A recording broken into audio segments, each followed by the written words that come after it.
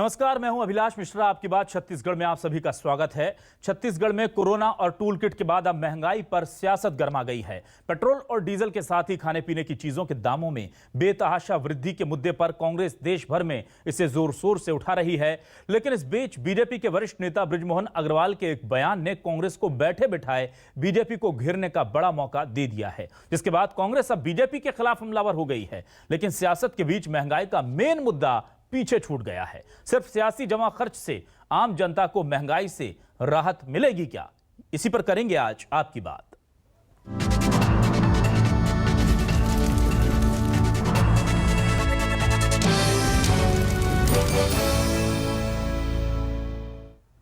तो महंगाई जब हुई तो फिर विरोध हुआ, इस पर सियासत होती आई है। महंगाई तो कम नहीं होती, हां सियासत इस पर लगातार बढ़ती जा रही है। कांग्रेस में भी विरोध हो रहा था छत्तीसगढ़ में, उसे लेकर बीजेपी के वरिष्ठ नेता ने कह दिया कि जिसे महंगा लगता है खाना पीना, वो खाना पीना छोड़ दे। उनके बात का परिप्रेक्ष्य क्या था, उसका संदर्भ क्या था, उसका बैकग्राउंड क्या था, ये दीगर बात है। लेकिन इस मुद्दे को कांग्रेस ने लपक लिया है और अब इस पर जमकर सियासत हो रही है। सुनाते हैं पहले वो बयान जिसमें बृजमोहन अग्रवाल ने क्या कहा और उसके बाद क्या प्रतिक्रिया आई।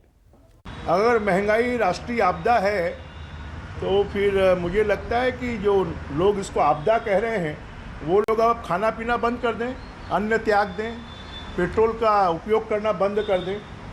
तो खाली मुझे लगता है कि अगर कांग्रेसी और कांग्रेस को वोट देने वाले लोग ये कर देंगे तो महंगाई कम हो जाएगी। बृजमोहन जी की सलाह मानेंगे तो कोई किसान खेती ना करें, और किसान अगर खेती नहीं करेगा तो हमें कांग्रेसियों को अन्न जल त्यागने की सलाह देते हैं। फिर ये कुबेर पुत्र कहाँ से अन्न और जल पाएंगे? हम लोग जो सीधा आरोप लगाते हैं कि भारतीय जनता पार्टी केवल व्यापारियों की पार्टी है, तिजोरीदारों की पार्टी है, और बृजमोहन जी के इस बयान ने लगभग ये साबित कर दिया कि गरीबों के और आम जनता की उनको कोई परवाह नहीं है। इसीलिए देश में बढ़ी हुई महंगाई पर इतनी खराब टिप्पणी बृजमोहन जी ने की है। तो आपने बयान सुन लिया और इसीलिए हम आज उठा रहे हैं छत्तीसगढ़ में कि आपकी बात में बड़ा सवाल क्या है। हमारा सवाल आपको दिखाते हैं। सवाल है कि महंगाई की लड़ाई आखिर सियासत पर क्यों आई? नेताजी के बयान ने इसमें और आग लगाई। खाना पीना छोड़ो, महंगाई दूर करो, ये बड़ा अच्छा फॉर्मूला है वैसे जो मंत्री जी ने कहा है। हालांकि उन्होंने कांग्रेस और कांग्रेस को वोट करने वाले लोगों के लिए कहा है। अब छत्तीसगढ़ में तो जाहिर सी बात है कि ज़्यादातर लोगों ने कांग्रेस को वोट किया था, इसलिए राज्य में उनकी सरकार है छत्तीसगढ़ में कांग्रेस की। तो क्या छत्तीसगढ़ की ज़्यादातर जनता पर ये सूट होता है? इस पर हम बात करेंगे। हमारे साथ दो खास मेहमान जुड़ चुके हैं। श्रीचंद सुंदरानी जी, वरिष्ठ नेता बीजेपी के, हमारे साथ जुड़ चुके हैं। बहुत बहुत स्वागत है श्रीचंद सुंदरानी जी आपका। और हमारे साथ रमेश वर्लियानी जी, वरिष्ठ कांग्रेस के नेता, जुड़ चुके हैं। रमेश जी आपका भी बहुत बहुत स्वागत है न्यूज़ 24 मध्य प्रदेश छत्तीसगढ़ पर। सुंदरानी जी के पास आऊँगा। सर सुंदरानी जी, अग्रवाल जी कह रहे हैं कि जो कांग्रेसी हैं और जिन्होंने कांग्रेस को वोट दिया वो खाना पीना छोड़ दें तो महंगाई कंट्रोल में आ जाएगी। छत्तीसगढ़ तो मुझे लगता है काफ़ी जनता ने दे दिया था वोट, बहुत सिमट गए थे आप लोग। तो जनता को क्यों ले आते हैं सियासत में सर? कांग्रेस तक ही सीमित रहने देते। छत्तीसगढ़ की जनता को तो लगता है जो जिसको जो मन में आता है वो बोल देता है। देखिए, आदरणीय बृजमोहन जी ने जो कहा है कहीं न कहीं वो व्यंग करने वाली बात थी जो कांग्रेस का प्रदर्शन चल रहा है। और बृजमोहन जी ने उसके बाद में स्पष्टीकरण भी दिया है आज। तो मेरे ख्याल से ये बात खत्म हो गई यार। कांग्रेस तो मुद्दाहीन हो गई है, कोई मुद्दा नहीं मिल रहा तो बृजमोहन जी के बयान को इश्यू बना रहे हैं। ठीक है बरलियानी जी, बात उन्होंने स्पष्टीकरण दे दिया। आप महंगाई पर अड़े हुए थे, महंगाई से के लिए लड़ रहे थे, अच्छी बात थी, उससे कुछ जनता का भी राहत हो सकती थी। लेकिन आप लोग जो है ना वो अपना पॉलिटिकल गोल बहुत जल्दी ढूंढ लेते हैं। आप लोगों ने शुरू तो अच्छा किया था कि महंगाई के खिलाफ हम आंदोलन करेंगे, तमाम चीजें, लेकिन आपको जहां सॉफ्ट कॉर्नर दिख गया ना वहां आप लोगों ने गोल मारने शुरू कर दिए। मेन मुद्दा छूट गया सर। बृजमोहन जी को छोड़ दीजिए, महंगाई पकड़िए ना। बृजमोहन जी तो आपके साथ दो हाथ करते रहते हैं।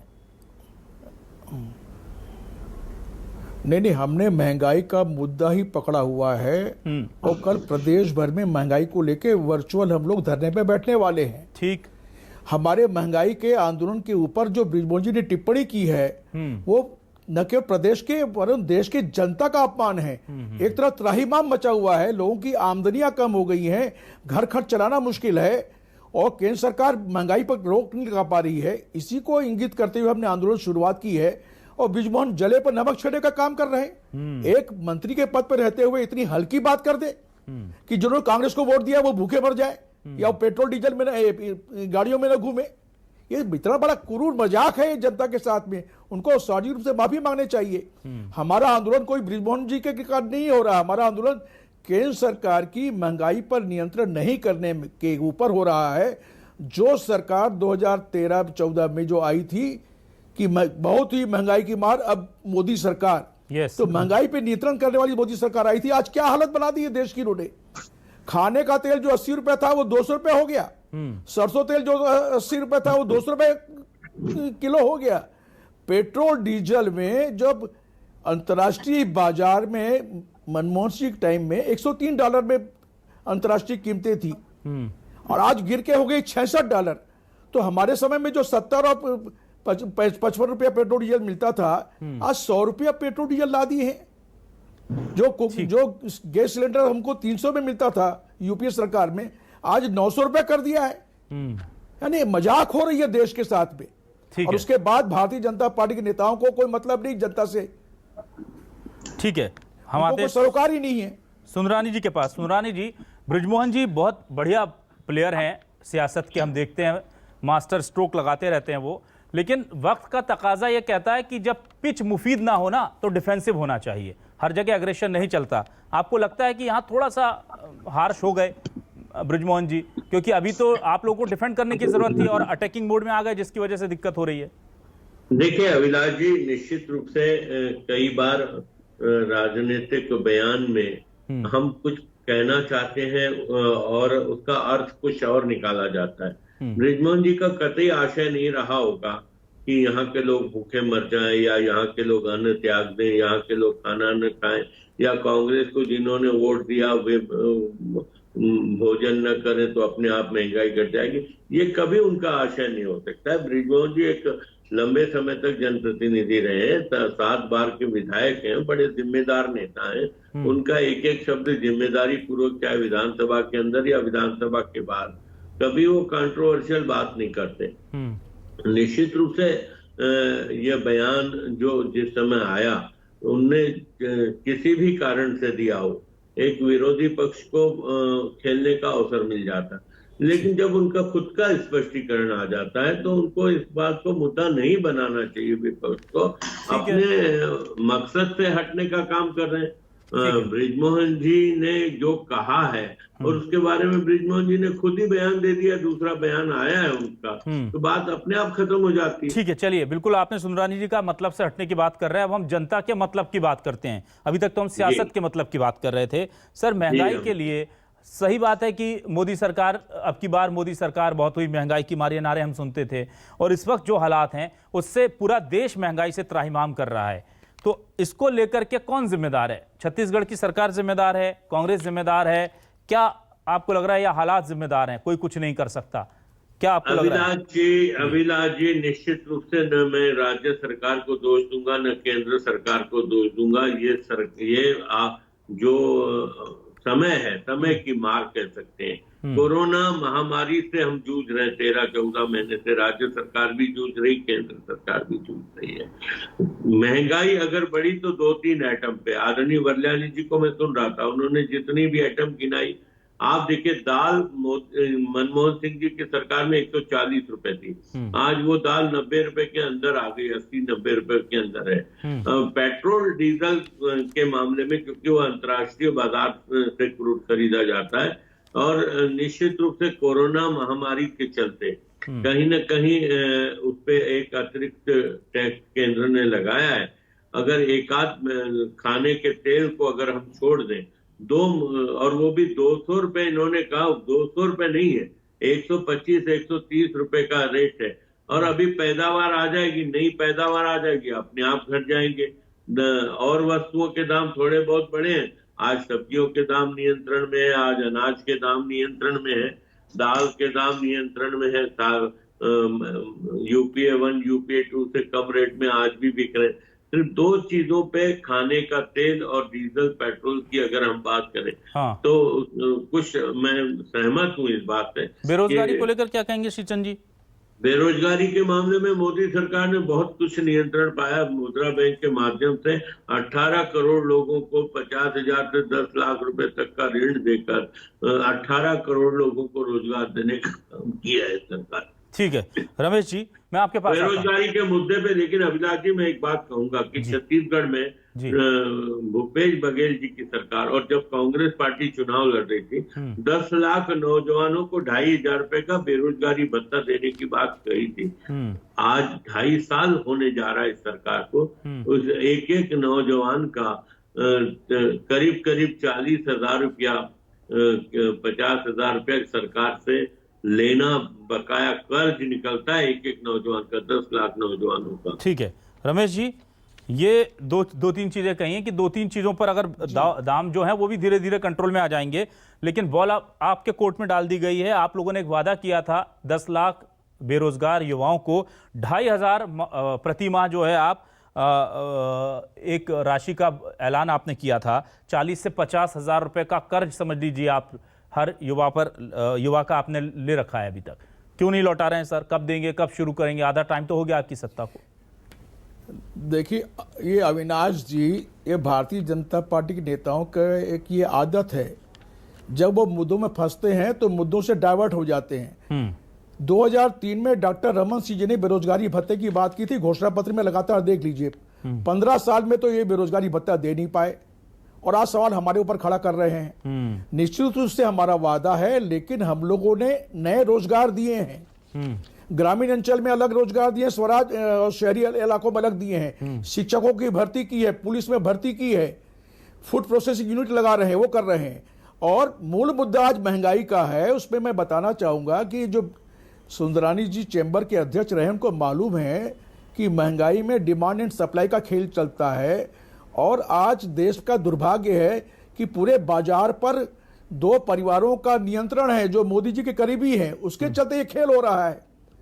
आज अदानी जी के कारण तो सब तेलों की कीमतें बढ़ी हुई हैं। अब मैं आपको आगे बता दूं कि एक खाने का तेल था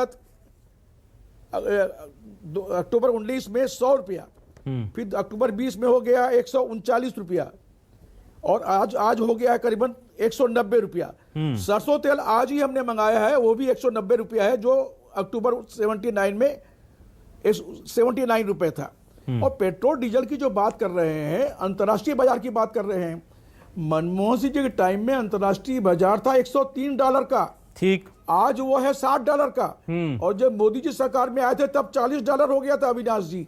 बिल्कुल। लेकिन इन्होंने एक्साइज ड्यूटी मोदी जी ने इतनी बढ़ा दी, इनको जनता से मतलब ही नहीं है, इसलिए महंगाई बढ़ी है। ठीक है, किसी राज्य में वेट नहीं बढ़ा है, केवल एक्साइज ड्यूटी की मार है। ठीक है, इसलिए पेट्रोल डीजल की कीमतें बढ़ी हैं। और पेट्रोल डीजल की कीमतें बढ़ने का मतलब यह है कि माल भाड़ा बढ़ा, परिवहन के खर्चे बढ़ गए, हर वस्तु की कीमतें इसलिए बढ़ी है। बुनियाद यह है कि आप पेट्रोल डीजल बढ़ाते हैं तो किसान को तकलीफ होती है, आम आदमी के खाने पीने की वस्तुएं महंगी हो जाती है, और वो महंगाई का सिलसिला चले पड़ता है। सुंदरानी जी, ये तो बस सीधा गणित है, तैयारी नहीं सरकार। सुंदरानी जी, ये तो बस सीधा गणित है कि अंतर्राष्ट्रीय बाजार में अगर दाम कम हुए थे तो एक्साइज बढ़ा करके आप केंद्र ने अपना मुनाफा बढ़ा लिया था। अच्छी बात है, जनता पर ही खर्च होते हैं, लेकिन अभी जब दिक्कतें हैं तो थोड़ा सा कम कर लेना अपना जो मुनाफा है, उससे लोगों को राहत देंगे और उससे एक नैतिक दबाव राज्य सरकारों पर भी बढ़ता है सर, राज्य सरकारें भी थोड़ा कम कर लेती हैं। अभिलाष जी, एक विपदा आई हम लोगों के ऊपर, कोरोना महामारी जैसी, और उसमें अगर एकाध वस्तु के दाम बढ़े, मान लो एक्साइज ड्यूटी बढ़ाने के कारण, निश्चित रूप से मैं वर्ल्यानी जी की बात का समर्थन करता हूँ कि एक्साइज ड्यूटी बढ़ा के पेट्रोल डीजल थोड़ा महंगा हुआ है। लेकिन अगर हम दूसरा पक्ष सोचें, देश की जो, क्योंकि आदरणीय रमेश वर्ल्यानी जी अधिवक्ता हैं, आयकर और इनके सारे मामलों को जानते हैं और अर्थशास्त्र के बहुत बड़े ज्ञाता भी हैं। क्या स्थिति है आज कोरोना महामारी के चलते, जो हमारी जीडीपी एकदम ऊंचाई पे जा रही थी, धीरे धीरे उस जीडीपी को भी चोट हुआ। कहीं न कहीं आज इस देश को संभालना था। आज कोरोना वैक्सीन देने का मामला आया, आज पूरे देश में 45 साल से ऊपर के लोगों को जो वैक्सीन दी जा रही है, कहीं न कहीं भारत सरकार ये वहन कर रही है। ऐसी बहुत सारी 5 किलो 80 करोड़ लोगों को 11 महीने तक लोगों को 5 किलो चावल दिए गए, अनाज दिया ठीक है। गया। अभी फिर 2 महीने का अनाज दिया जा रहा है। जी ठीक है, ये सारी अनाज सुंदरानी जी, लेकिन इस बीच में एक बड़ा अच्छा बिंदु जो है वरल्यानी जी ने दिलाया था, 2003 का था, लेकिन छत्तीसगढ़ की जनता को पता होना चाहिए ना कि सियासी वादों का क्या अंजाम होता है। 2003 में जो वरल्यानी जी ने कहा कि बेरोजगारी भत्ता देने का ऐलान आपने किया था, जो 15 सालों में नहीं दिया, क्या ये सही है? अविनाश जी, हमने बेरोजगारी भत्ते का कोई वादा नहीं किया था। वरल्यानी जी हमने लगभग 90% आप घोषणा पत्र देख लीजिए, अविनाश जी इनको बोलिए घोषणा पत्र हमने अविनाश जी हमने 90% आपका हर घोषणा पत्र में 2003 और फिर मैं आपको दूसरी बात कहता हूँ अविनाश जी, हो सकता हमने थोड़ी त्रुटि रह गई हो, हमने आखिरी के 5 साल में वो जो वादे पूरे करने थे पूरे नहीं कर पाए हो, तभी तो है ना हम विपक्ष में हैं आज। ठीक है, हम चिंतन मनन कर रहे हैं, हम अपनी गलतियों को सुधार रहे हैं और हम आगे बढ़ रहे हैं और आने वाले समय में सरकार बनाएंगे। लेकिन इन्होंने तो वरल्यानी जी, ये तो इतना अच्छा विपक्ष कहाँ मिलेगा सर आपको कि अपनी गलतियों से सीख कर लेकर के आपको बोल रहे हैं कि आप लागू कर दीजिए वरना उनका जैसा हश्र हो जाएगा। वो मान रहे हैं कि हमने लागू नहीं किया था बेरोजगारी भत्ता, तो ये हालत हो गई। आपने 2.5 साल तो ऐसे निकाल दिए। बेरोजगारी भत्ते के मुद्दे पे नहीं बोला मैंने, कहा अगर कुछ वादे हमारे छूट गए होंगे, हाँ, जिस कारण से आज हम विपक्ष में। ठीक है, तो वरल्यानी जी आप बेरोजगारी भत्ते को 2.5 सालों से लटका रखा है। 2,500 का मामला है जो 40-50 हजार रुपए प्रति बेरोजगार युवा हो गया है। अविनाश ठीक है, अविनाश जी घोषणा पत्र में जो भी वायदे होते हैं वो सरकार घोषणा पत्र 5 साल के कार्यकाल को लेकर बनाती है। ठीक है ना, ये सुन तो लीजिए पूरी बात। 5 साल में हमारी पहले प्राथमिकता थी छत्तीसगढ़ में कि यहाँ छत्तीसगढ़ के जो 70% आबादी है वो कृषि आधारित आबादी है। सबसे बड़ा रोजगार का साधन और आमदनी का साधन कृषि और ग्रामीण अर्थव्यवस्था है। तो भूपेश बघेल जी ने पहला फोकस किया ग्रामीण अर्थव्यवस्था पर। ठीक है, और सुंदरानी जी या चैम्बर के अध्यक्ष हैं, खुद भी व्यापार में है, वो स्वीकार करेंगे कि ग्रामीण अर्थव्यवस्था की मजबूती का ही परिणाम है कि एक भूपेश मॉडल जो तैयार होकर आया कि गांव के हाथ में जब हमने पैसा दिया तो वो पैसा शहर में खर्च हुआ, तो शहर का व्यापार उद्योग फला फूला। तो ये पहली प्राथमिकता थी, इसलिए सारा फोकस हमने किसानों को 25 रुपए कीमत धान की दी है, हमने किसानों को कर्जा माफ किया, सिंचाई टैक्स माफ किया। आपने सर पहला फोकस पूरा कर लिया, तो बेरोजगारी भत्ता कब तक देंगे? करने के बाद आए हैं वरल्यानी जी, अब सुनिए सर, उसके बाद अविनाश जी बेरोजगारी भत्ता भी हम देंगे। अभी कोरोना काल में जो संकट देश के ऊपर है तो अर्थव्यवस्था हमारी भी प्रभावित हुई है, कोरोना काल से मुक्ति के बाद उसके ऊपर देंगे। लेकिन हम बेकारी भत्ता देने के बजाय लोगों को रोजगार देने में ज्यादा विश्वास करते हैं। जब रोजगार नहीं दे पाएंगे तब बेकारी भत्ते की बात आती है। और भूपेश बघेल की सरकार रोजगार के नए अवसर सृजित करने जा रही है। अरे कहा 18 करोड़, आप लोन का आंकड़ा दे दीजिए सुंदरानी जी, 18 करोड़ क्या? मोदी जी ने कहा था 2 करोड़ रोजगार हर साल देंगे, तो 7 उससे ज्यादा दे रहे ना, 14 करोड़ लोगों को इस महामारी मुद्रा लोन महामारी में तो सब खत्म हो गया। 14 करोड़ लोगों को रोजगार देना था, सड़क पे आ 14 गए। करोड़ युवाओं को रोजगार देना था, हमने 18 करोड़ युवाओं को रोजगार दिया है। ना सर, इसको मिक्स एंड मैच मत कीजिए। बेरोजगारी भत्ता अलग चीज है, ये गलत आंकड़े मत दीजिए, आप ये गलत आंकड़े मत बेरोजगारी दीजिए। भत्ता तो कांग्रेस ने कहा है, हमने नहीं कहा है साहब। कांग्रेस पार्टी ने 2,500 रुपए का बेरोजगारी भत्ता 10 लाख नौजवानों को देना, और 30 महीने हो गए, 75,000 रुपए हिसाब लगा ले वरल्यानी जी। हर नौजवान का 75,000 रुपए का कर्जा इस भूपेश बघेल जी की सरकार पे, ऐसे 10 लाख नौजवानों का कर्जा है। आप 30,000 करोड़ कर्ज लेकर आप अर्थव्यवस्था सुधारने की बात करते हैं। बोलिए, 2.5 साल में आपने 30,000 करोड़ रुपए का कर्ज ले लिया आदरणीय वरल्यानी जी। हम तो वरल्यानी जी इस बात से चिंतित हैं कि 2.5 साल बाद जब हम फिर सत्ता में आएंगे तो ये कर्ज कहां से चुकाएंगे आपका दिया हुआ।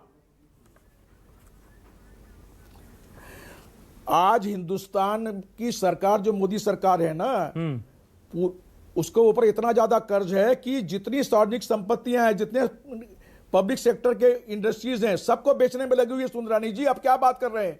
मोदी जी ने कहा 15 लाख रुपया हर एक की जेब में आएगा, विदेश से हम तो 15 लाख 50,000 हो गया सर। ये तो 2 करोड़ को रोजगार की बात की थी, दिया आपने रोजगार एक को भी? छत्तीसगढ़ की जनता एक आदमी को रोजगार नहीं दिया आपने। कहा किसानों को दुगनी, किसानों को आप दुगनी देंगे।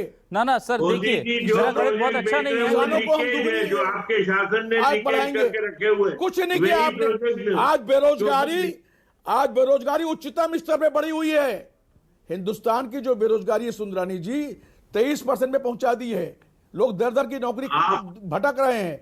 जो श्रमिक थे वो कोरोना काल में आपके लॉकडाउन के कुप्रबंधन के चलते बेरोजगार हो गए, कारखाने बंद हो गए पहले लॉकडाउन में, आज तक उभर नहीं पाए हैं। नोटबंदी, जीएसटी, 30,000 करोड़ रुपए का कर्ज आपने लिया है, ये कैसे चुकाएंगे हम लोग? 2.5 साल बाद तो हम आ रहे हैं सरकार में। अरे 30, अरे वो कर्जा भी खत्म हो जाएगा। आप 30,000 की चिंता कर रहे हो? आपने लाखों करोड़ का कर्ज मोदी जी सरकार के ऊपर है। शराब से इतना पैसा नहीं आने वाला। हिंदुस्तान का कर्ज अलग है, बैंकों का, बैंकों से आपने रिजर्व बैंक से पैसा ले लिया। नहीं बरलियानी जी, लेकिन ये चिंता तो सुंदरानी जी देखिए, चूंकि आपने कहा है कि चैम्बर से जुड़े हुए हैं बरलियानी जी, तो उनकी चिंता, वो हिसाब किताब बड़ा दुरुस्त रखते हैं। कह रहे हैं कि हम आएंगे अब 2.5 साल बाद और आप 30,000 करोड़ हमारे माथे छोड़ जाएंगे खाता बुक में, तो इसको कैसे वो दूर करेंगे? ये तो एकदम बहुत कॉन्फिडेंटली बोल रहे हैं बात। अविनाश जी, सुंदरानी जी, यदि सपना देख रहे हैं तो सपना देख लें। न तो ये आने वाले हैं, न मोदी जी आने वाले हैं। जनता तो परेशान है, बेचैन है। कब चुनाव आए, कब मोदी जी को हम वापस भेजेंगे? तो एक सपना मत देखें। ठीक है रमेश जी और अभी असम का चुनाव पूरा छत्तीसगढ़ लगाता था।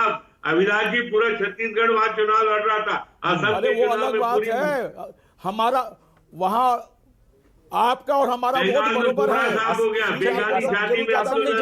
लेकिन वोट के मामले में पश्चिम बंगाल में आपका क्या हर्ष हुआ? ठीक है, वो हम बाहर नहीं जाते, आउट ऑफ स्टेट नहीं जाते हैं। आज हम छत्तीसगढ़ पर फोकस करते हैं। लेकिन मुझे एक मोटी मोटी बात समझ में आई, मेरा गणित बहुत अच्छा नहीं है, लेकिन 15 लाख बीजेपी देने वाली थी, हर गरीब के खाते में आने वाला था। और सुंदरानी जी सुनिए तो, और बरलियानी जी, जिस तरह से जो गणित आपने बताया वो भी मेरी समझ में आ गया कि वो हमारे छत्तीसगढ़ के 50,000 के आसपास 10 लाख युवाओं को मिलेगा।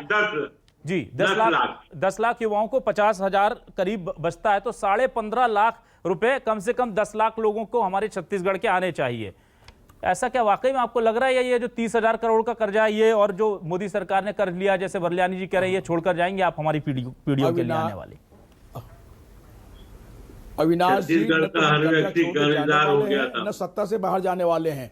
ये सपना देखना बंद कर दे, सत्ता में इनको तो वापसी होनी नहीं है। ठीक है, हम आने वाले 15 साल तक कांग्रेस पार्टी यहां राज करेगी और जो हमने वायदे किए हैं उन वायदों को पूरा करने की दिशा में हम अग्रसर रहेंगे। चलिए रमेश जी, जो कमिटमेंट है, रमेश जी आपके पास में आ रहा हूं। पत्र के अविनाश जी 60% वादे पूरे कर लिए। ठीक है रमेश जी, बहुत सुंदरानी जी मैं आपके पास भी आ रहा हूं, वक्त कम है। बरलियानी जी बस 30 सेकंड में आप अपना जवाब दीजिएगा। 2 छोटे छोटे सवाल हैं। आप बेरोजगारी भत्ता देना कब से शुरू करेंगे? क्या सरकार इसको लेकर गंभीर और प्रतिबद्ध है? और दूसरा सवाल यह है कि क्या ये जो आंदोलन है महंगाई को लेकर कांग्रेस का, ये व्यक्ति केंद्रित रह जाएगा, वर्चुअली होकर के खत्म हो जाएगा, या ये लड़ाई जरूरत पड़ी तो सड़कों पर कांग्रेस लड़ेगी? देखिए, महंगाई के खिलाफ आंदोलन के लिए हम लोग सड़क की लड़ाई लड़ेंगे। हम लोग अभी कोरोना काल है, कोरोना प्रोटोकॉल के कारण हम लोग अभी वर्चुअल धरना पे बैठे हैं। इस लड़ाई को अंतिम मुकाम तक ले जाएंगे ताकि जनता को जो परेशानियां हैं, जो बेचैनी है, जिनके रसोई घर बर्बाद हो चुके लोगों के, ठीक है, खाने की पीने के लिए मोहताज हो गए हैं, बेरोजगारी महंगाई से निजात दिलाने के लिए कांग्रेस पर सड़कों पर आएगी और बेकारी भत्ते का जो हमारा वादा है उसको भी हम अमल करेंगे। ठीक है, मैं आता हूं सुंदरानी जी, आपसे भी बहुत छोटा सा उत्तर की अपेक्षा है। जो बीजेपी कहती थी कि महंगाई हटाने के लिए हमें लाइए, अब उसके आने के बाद ये तमाम मजबूरियां, रिसेशन और ये तमाम चीजें, अंतर्राष्ट्रीय बाजार, पेट्रोल की कीमत, ये सब तो उस वक्त भी थी सब चीजें, लेकिन फिलहाल आपके रहते हुए इतने लंबे शासनकाल में केंद्र में अगर महंगाई है तो इसकी जिम्मेदारी केंद्र लेगा क्या? नहीं अभिलाष जी, निश्चित रूप से मैंने कहा ना कि 2 चीजों में महंगाई है, एक पेट्रोल और डीजल और खाने के पेट्रोल डीजल से तो आधी चीजें महंगी हो जाती हैं सर। निश्चित रूप से मैं आपको अभिलाष जी, मोदी जी इस मामले में चिंतित है। अरे पूरी दवाइयां महंगी है भाई, दवाइयों की हालत ठीक है नाजुक सर, ठीक है सर। सर माफी के साथ वक्त कम है। सुंदरानी जी बहुत बहुत शुक्रिया अदा करूंगा आपका, साथ ही साथ रमेश वल्यानी जी बहुत शुक्रिया आपका भी। दोनों ही वरिष्ठ नेता हैं, दोनों ही बहुत सज्जन हैं, लेकिन अपनी बात पुरजोर तरीके से रखते हैं और इस बीच में छत्तीसगढ़ की जनता का कोई मुद्दा, कोई हित, कोई उनके फायदे की बात पीछे ना छूटे, इसलिए हम लगातार उन्हें बार बार लेकर के आते हैं उनके मुद्दों पर। तो 15 लाख मोदी सरकार के और 50,000 10 लाख युवाओं के भूपेश बघेल सरकार के इंतजार कीजिए, सियासी वादा है, पूरा कब होता है। बहुत बहुत शुक्रिया तमाम दर्शकों का भी इस डिबेट के लिए।